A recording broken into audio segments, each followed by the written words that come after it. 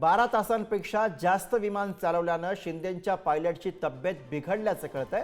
प्रकृती ठीक नसल्यानं वैमानिकाचं विमान उडवण्यास नकार आलेला आहे। महत्त्वाची अपडेट आहे एकनाथ शिंदे यांच्याबाबत। एकनाथ शिंदे उपमुख्यमंत्री एकनाथ शिंदे यांच्या वैमानिकाबाबत ही महत्त्वाची अपडेट आहे। 12 तासांपेक्षा जास्त विमान चालवल्यानं शिंदेंच्या पायलटची तब्येत बिघडलेली आहे आणि याच विषयीची अधिक माहिती आपण घेऊया। प्रतिनिधी सचिन गोसावी आपल्या सोबत आहे। सचिन, काय कळतंय याविषयी? निश्चितच आपण जर बघितलं तर आज उपमुख्यमंत्री एकनाथ शिंदे हे मुक्ताईनगर येथील आदिशक्ती मुक्ताईच्या पालखी सोहळ्याच्या प्रस्थान कार्यक्रमाला उपस्थित होते।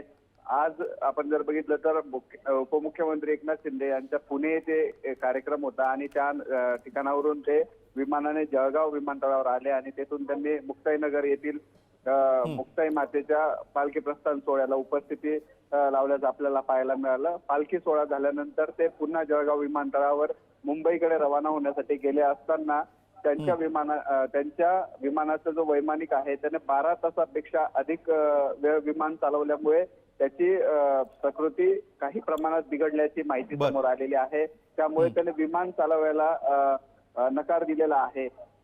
एकनाथ शिंदे यांच्यासह पालकमंत्री गुलाबराव पाटील, मंत्री गिरीश महाजन यांनी जळगाव विमानतळावर जे विश्रामगृह आहे त्या ठिकाणी त्यांची बंदद्वार चर्चा सुरू असून त्यांनी त्याची समजूत काढण्याचा देखील प्रयत्न केलेला आहे। त्यामुळे एकनाथ शिंदे यांना मुंबई जाण्यासाठी विलंब होणार असल्याचं देखील समोर आलेलं आहे। निश्चितच आज आपण बघितलं तर अनेक ठिकाणी उपमुख्यमंत्री एकनाथ शिंदे यांचे कार्यक्रम असल्यामुळे अनेक ठिकाणी ते विमानाने गेले होते आणि अधिक काळ विमान उडवल्यामुळे वैमानिकाची प्रकृती बिघडल्याची माहिती समोर आलेली आहे। त्यामुळे आता उपमुख्यमंत्री एकनाथ शिंदे कशा पद्धतीने मुंबईकडे रवाना होतात हे पाहणं देखील महत्त्वाचं ठरणार आहे। त्यामुळे दुसऱ्या विमानाची देखील व्यवस्था होते का? बरोबर, त्यामुळे आता काय व्यवस्था केली जाते हे पाहावं लागेल। धन्यवाद सचिन या सगळ्या सविस्तर माहितीसाठी।